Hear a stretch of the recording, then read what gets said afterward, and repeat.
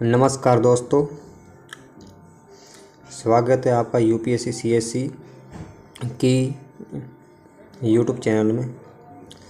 आज हम आपको पढ़ाएंगे महान्यायवादी, भारत के महान्यायवादी। ये थोड़ा मिस्टेक हो गया है प्रिंट में इसमें कौन ही इसको मैनेज कर लेंगे। तो इसमें हम देखेंगे कि भारत के महान्यायवादी और साथ अटॉर्नी जनरल ऑफ इंडिया, ये क्या है, इसके कार्य क्या हैं, इनके कार्य प्रकृति क्या है, इनकी नियुक्ति कौन करता है, इसका संवैधानिक प्रावधान क्या है, किस अनुच्छेद के तहत इसका भारत संविधान में इसका वर्णन दिया गया है, और इसको कौन हटा सकता है, किसी वेतन कौन निर्धारित करता, आदि के विभिन्न प्रकार प्रश्न। तथा आज हम 3 प्रश्न आपके लिए मैथ्स के लेकर आए। यूपीएससी के लिए बहुत इम्पोर्टेंट ये लेक्चर है तथा ये टॉपिक से हर साल लगभग प्री में हमें एक दो क्वेश्चन देखने को मिल जाते हैं। हाँ, कोई भली वर्ष ऐसा हो जिसमें हमें इसमें क्वेश्चन ना देखने मिले हों, लेकिन ये बात जरूर है, इसमें हर साल एक दो क्वेश्चन इसमें जरूर देखने मिलते हैं। महान्यायवादी इसमें पूर्ण संपूर्ण इस टॉपिक को पढ़ने के बाद आपको महान्यायवादी पढ़ने के लिए कहीं जाने की जरूरत नहीं है। और ये पीपीटी आपको हमारे टेलीग्राम चैनल, जो इसमें डिस्क्रिप्शन में जिसका लिंक दे दी जाएगा, उसमें आपको ये दे दी जाएगी। उसमें आप ले सकते हैं, तो इससे नोट्स बना सकते हैं। चाहो तो आप इसको फिलहाल में बीच में स्किप करके भी नोट्स बना सकते हैं। मैं इतनी गारंटी लेता हूँ, इसके बाहर कोई भी क्वेश्चन नहीं होगा। आप PYQ उठा के देख लेना, मेंस के, चाहे मेंस के हों चाहे प्री के हों। जो विद्यार्थी 2026 की तैयारी कर रहे हैं उनके लिए बहुत ही लाभदायक हो सकता है। मैंने भी 2 बार प्री पास किया, 1 बार मेंस दिया है। मुझे अच्छा खासा अनुभव है 5-6 साल का इसका। चलो आप शुरू करते हैं। भारत के महान्यायवादी।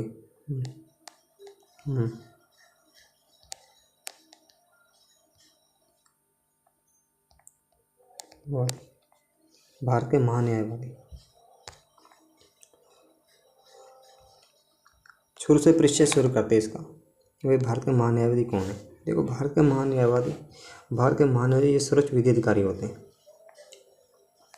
ये क्यों भारत के महान्यायवादी सर्वोच्च विधि अधिकारी क्यों होते हैं? क्योंकि ये जितने विधि के काम हैं, जो भारत सरकार के संबंधी विधि काम होते हैं, उनको महान्यायवादी संबंधित परामर्श लेना, जैसे हाई कोर्ट, सुप्रीम कोर्ट के सामने जो भी मतलब जितने भी जो केसेस आते हैं भारत सरकार के खिलाफ या भारत सरकार उसके जो उनके समझ उसका पक्ष भारत सरकार पक्ष रखना। हाई कोर्ट में देखेंगे तो हाई कोर्ट का उसमें देखेंगे उसमें होता है स्टेट जर्नल होता है, राज्य महाधिवक्ता जिसका नाम कहते हैं, उसका भी यही काम होता है, उसका भी कि हाई कोर्ट में राज्य का पक्ष रखना। किसी राज्य में अलग अलग होते हैं। इसमें केंद्र सरकार द्वारा इस कानून मामले पर सलाहकार होता है। इसमें देखा केंद्र सरकार ये सेंट्रल गवर्नमेंट का पूर्ण अधिकारी होता है। ये कानूनी मामलों पर सलाहकार भी होता है। सुप्रीम कोर्ट सरकार के प्रतिनिधि तौर पर, ये सुप्रीम कोर्ट में सरकार का प्रतिनिधि आपको बता रहा था। सुप्रीम कोर्ट इसकी नियुक्ति ये भारत संविधान के अनुच्छेद 76 में इसका प्रावधान किया गया है। और अनुच्छेद 88, अनुच्छेद 105 क्लोज थर्ड में आप देख सकते हैं इनका संबंधी प्रावधान किया गया है।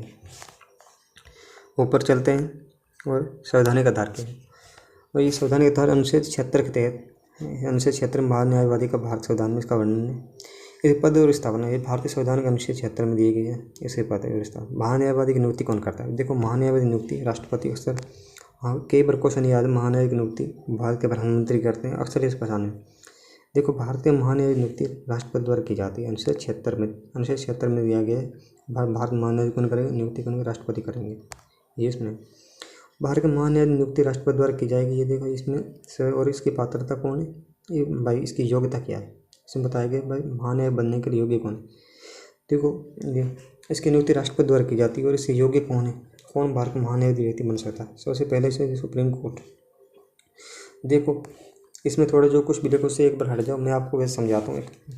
इसकी नियुक्ति देखो, पहले तो भारत का नागरिक होना चाहिए। ये क्योंकि भारत का नागरिक होना चाहिए जो भारत का महान्यायवादी बनना चाहता है, नागरिक हो। दूसरा, दूसरा कौन है, इसकी पहली शर्त ये है भाई भारत का नागरिक होना चाहिए। दूसरी शर्त है हाई कोर्ट में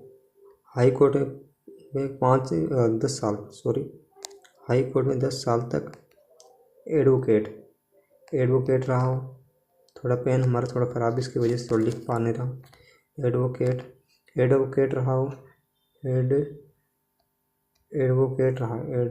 एडवोकेट रहा हो। और यह हाई कोर्ट में 5 वर्ष तक जज के रूप में काम किया हो। या राष्ट्रपति जो प्रेसिडेंट है उसकी राय में उसकी राय में महान विधि वक्ता हो। अगर इनमें से कोई योग्यता धारण करता है वो भारत का महान न्यायवादी बन सकता है। चलो राष्ट्रपति नियुक्ति करेंगे। पात्रता ये आपको बता दी इसकी योग्यता, सुप्रीम कोर्ट के जज बनने योग्य व्यक्ति। जज में आपको पता है 3 पात्रता आती है। इसे देख भारत का नागरिक होना चाहिए, 5 वर्ष उच्च न्यायालय में न्यायाधीश या 10 वर्ष तक उच्चतम न्यायालय में अधिवक्ता के तौर पर कार्य किया हो। राष्ट्रपति के उपयुक्त योग्य विधि हो, जो राष्ट्रपति राय में महान विधि वक्ता हो। इसका मतलब ये उपयोगिता थोड़ा इसमें क्या है, इन शब्दावली थोड़े कठिन आप ये शब्दावली ऐसी होती है, कई बार ये शब्दावली हमें जानबूझ कर ये रखा हूँ क्योंकि कई बार ये शब्दावली इसी प्रकार जब क्वेश्चन में आती है, जब हमारे प्री एग्जाम में जब प्री एग्जाम अक्सर देखते हैं तो इसमें कठिन शब्दावली आती है, इसमें जो समझना बहुत मुश्किल होती है। जिसके कारण क्या होता है कि हम जैसे मान लीजिए राष्ट्रपति को उपयुक्त योग्य विधि विशेषज्ञ, मान लो ये लिखा होगा भाई हम इसको तुरंत वहाँ एलिमिनेट करने का चक्कर करेंगे। अगर पता नहीं होगा, एलिमिनेट किया, हो सकता है इसकी वजह से हम पूरा क्वेश्चन गलत कर दें, ना हो सही। देखो कोई भी अगर आपको कहीं भी आ जाए, कोई किसी भी मान लो प्रधानमंत्री, मंत्रिपरिषद या जो भी है, जितने भी जो संवैधानिक पद हैं, अगर उनमें देखो ये तो सेम योग्यता है सबके लिए। जो ये योग्यता है ना, भारत का नागरिक होना चाहिए, ये सेम योग्यता है। इसमें अगर कहीं भी नागरिक को योग्यता पूछ दी है तो आपको पहले मान मेंस एग्जाम जो लिखते समय ये पहले आपको बता देना चाहिए योग्यता ये तो है भारत का नागरिक होना चाहिए। ऐसा कोई पद नहीं जिसमें ये कहा गया भारत का नागरिक नहीं होना, भारत का नागरिक होना अनिवार्य है। फिर बाकी पद अलग अलग दी गई है, जैसे सर्वोच्च न्यायालय के लिए अलग योग्यता है, उनके न्यायाधीश बनने के लिए। High court, supreme court, high court same ही है, या अन्य न्यायालयों में। और जो हम देखते हैं जैसे प्रधानमंत्री बनने के लिए कोई योग्य व्यक्ति नहीं, राष्ट्रपति बनने के, उपराष्ट्रपति बनने के लिए, मंत्रिपरिषद, संसद, MP MLA बनने के लिए इनकी योग्यता अलग अलग दी गई है। राज्यपाल बनने के लिए कुछ व्यक्ति, वो आपको थोड़ा पढ़ लेना, कई बार ये इसी पर योग्यता भी क्वेश्चन आ जाता है डायरेक्ट। पर चलते हैं इसका कार्यकाल, 98 कार्यकाल। देखो इसका कार्यकाल निश्चित नहीं होता है, आपको बताएं महान्यायवादी कार्यकाल जो होता है निश्चित नहीं होता है, इसको कभी भी इसको कार्यकाल से हटाया जा सकता है। ये तब तक बना रहता है जब तक लोकसभा, मान लो लोकसभा भंग होगी तो इसका भी कार्यकाल समाप्त हो गया, उससे पहले भी इसको हटाया जा सकता है।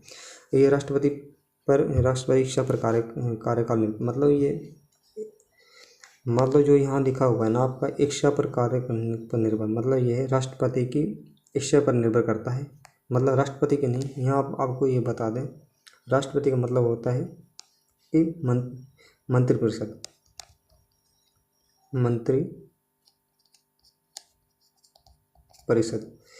जो मंत्रिपरिषद होती है ना, इसकी सलाह पर मंत्रिपरिषद, प्रधानमंत्री मंत्रिपरिषद सलाह पर कार्य करते हैं। जब मंत्रिपरिषद प्रधानमंत्री जो सलाह कर लेंगे हाँ ठीक है, इस व्यक्ति का कार्यकाल अब इसको हटाना है या इसको रखना है, तो राष्ट्रपति उनके अनुसार ही कार्य करेगा। राष्ट्रपति अपना स्वयं विवेक देनी नहीं है भी इसको हटा दे, क्योंकि राष्ट्रपति क्या है, कोई राष्ट्रपति संवैधानिक प्रमुख है नाम मात्र का, और वास्तविक प्रमुख होने प्रधानमंत्री होता है। प्रधानमंत्री के पास भारत के अंदर संविधान में प्रधानमंत्री सबसे अधिक शक्ति है कि इस मामले जैसे विधि को लागू करने में, वह अंतर्राष्ट्रीय स्तर पर संबंधों को लागू करने में, दूर संचार या कोई पॉलिसी मेकर, एक पॉलिसी निजी स्तर बनती है लेकिन उनको क्रियान्वयन करने में प्रधानमंत्री बहुत महत्वपूर्ण भूमिका होती है। अब देखते प्रधानमंत्री कभी किस देश की यात्रा करेंगे, किस देश की, कभी राष्ट्रपति देखा उन्हें यात्रा करते नहीं देखेंगे। कोई राष्ट्रपति भले ही राष्ट्रपति के नाम पर कार्य होते हैं लेकिन प्रधानमंत्री सबसे प्रमुख कौन, वास्तविक प्रमुख कौन है, वास्तविक कार्यपालिका प्रमुख कौन है, प्रधानमंत्री नाम मात्र का। इसके नाम पर तो कार्य होते हैं लेकिन ये स्वयं अपने हस्तक्षेप नहीं कर सकता। कुछ विवेकाधीन शक्तियाँ, कुछ नाम मात्र, राज्यपाल से कम इसके विवेकाधीन शक्तियाँ। चलो ऊपर चलते हैं और देखते हैं मुख्य कार्य क्या है। भारत सरकार को कानूनी सहायता, देखो ये इसका मुख्य कार्य क्या है, भारत सरकार को कानूनी सहायता देना, मतलब इसमें देखो आप जब नोट्स बनाओगे इसमें इतना लिख लेना, मुख्य कार्य कानूनी सहायता। अब देखो भारत सरकार ये ऐसे लिखना है गवर्नमेंट मुख्य, जैसे गवर्नमेंट कानूनी सहायता देना किसी विषय पर। अगर राष्ट्रपति मांगे राष्ट्रपति को सहायता कानूनी सहायता राष्ट्रपति को किसी विधि पर मान लो राष्ट्रपति राय मांगता है, उस विधि राय में सुप्रीम कोर्ट में सरकार पक्ष रखना, सुप्रीम कोर्ट और हाई कोर्ट सरकार में पक्ष रखता है। राष्ट्रपति के द्वारा संबंधित विधि विषय पर राय देना, जो आपको पहले बताया राष्ट्रपति को कोई विधि पर मान ले राय मांगता, राष्ट्रपति नहीं मंत्रिपरिषद मांगती है। राष्ट्रपति जहाँ लिखा हो समझ लो मंत्रिपरिषद, ये रट लो, आपको बहुत काम आएगा, कोई नहीं बताएगा। ऊपर ऊपर पढ़ा के चले जाते हैं, डेप्थ में कोई नहीं पढ़ाता है। और ये संसद की कार्रवाई देखो, ये दूसरा सबसे बड़ा है संसद की, ये संसद की कार्रवाई भाग ले सकता है, संसद कार्य भाग बोल सकता है। जिस समिति का मान लो सदस्य है उसमें अपने बोल सकता है, उसमें राय रख सकता है, लेकिन मतदान नहीं कर सकता। मतदान किसमें प्रावधान किया गया, अनुच्छेद 105, शायद 105 है, ध्यान नहीं आ रहा, अनुच्छेद 105 के जब आप जाओगे उसमें,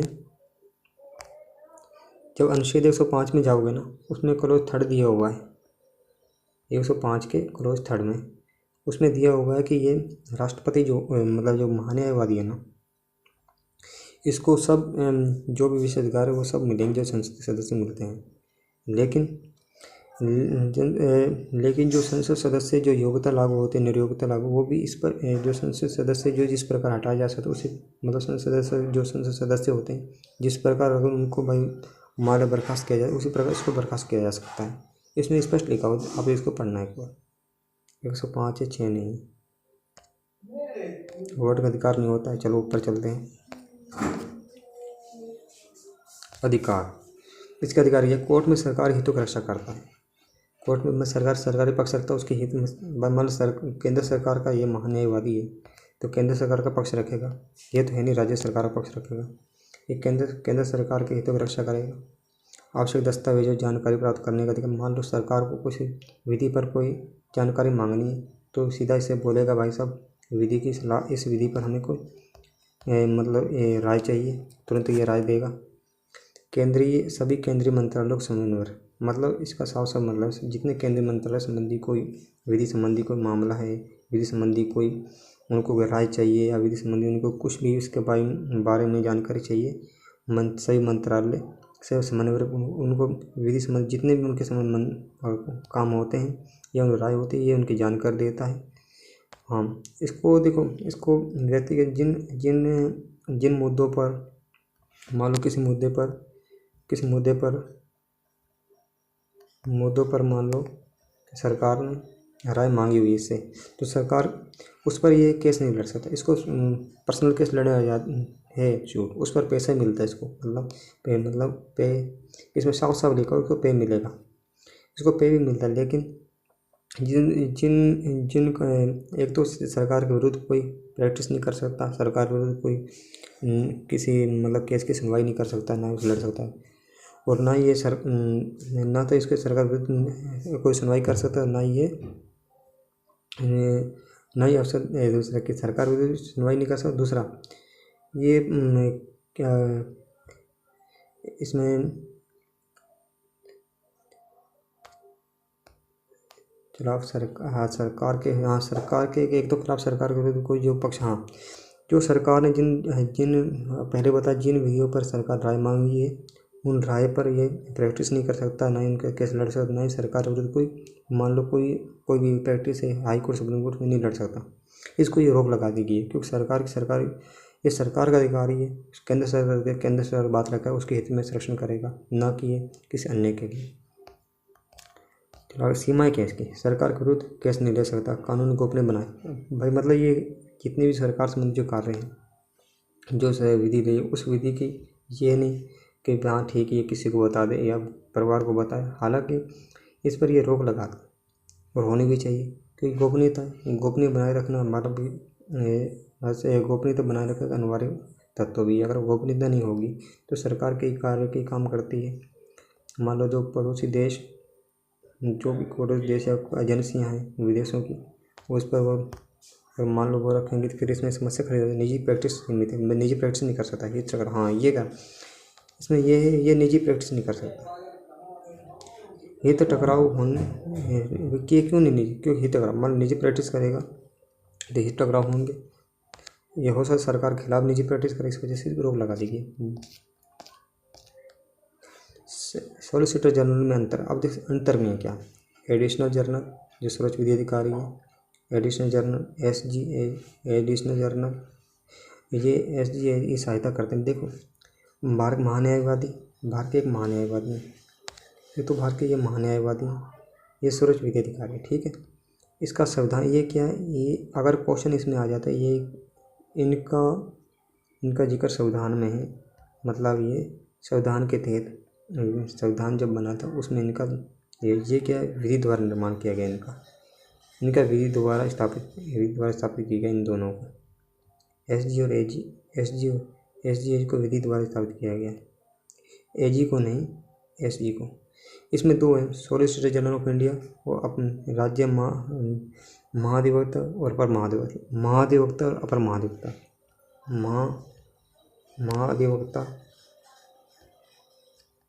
महाधिवक्ता अपर और एक अपर महाधिवक्ता होता है, ये दो होते हैं। ये दो है इसके, ये एक विधिक पद है, ये संवैधानिक पद है। भाई महान्यायवादी एक संवैधानिक पद है, जो दूसरे दो पद हैं वो विधिक पद हैं, उनको विधि द्वारा बनाया गया।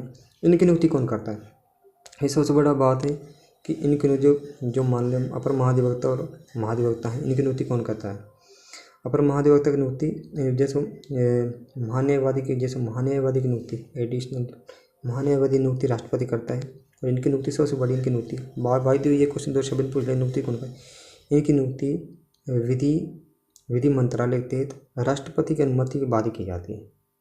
ये सबसे विधि मंत्रालय, जो विधि मंत्रालय है ना, विधि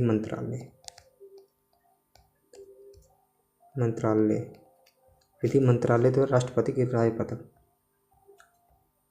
राष्ट्रपति की स्वीकृति के बाद, मतलब स्वीकृति लेनी होती है। मतलब राष्ट्रपति क्या, वो मंत्रिपरिषद कह लो, कि प्रधानमंत्री आपको पता है जब इंदिरा गांधी बनी थी उस समय जो इमरजेंसी लगाई थी, उसके बाद प्रधानमंत्री को इतनी शक्ति थोड़ी सीमित कर देगी कि वो स्वयं निर्णय नहीं ले सकता, वो मंत्रिपरिषद राय से साथ ही निर्णय ले सकता है, इसलिए ये कहा गया।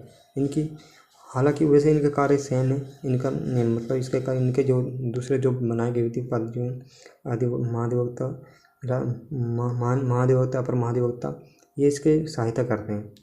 जितनी भी जो मान लो कोई विधि है, मान लो ये नहीं उनके स्थान पर मान लो कुछ समय के कार्य नहीं कर सकते हैं, लेकिन बताया नहीं गया, लेकिन कर भी सकते हैं। और हाँ मतलब ये भी इन्हीं पद के साथ है, इनको भी हटाए और इसी पर जैसे उनको हटाया जाए सेम इसी प्रकार अंतर इसमें कुछ नहीं है। चलो आगे चलते हैं।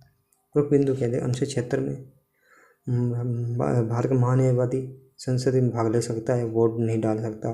रिमूवल मेथड राष्ट्रपति इच्छा, रिमूवल मेथड होता है भाई राष्ट्रपति इच्छा पर परंतु पद धारण करता है, ना कि ये अपने उसे।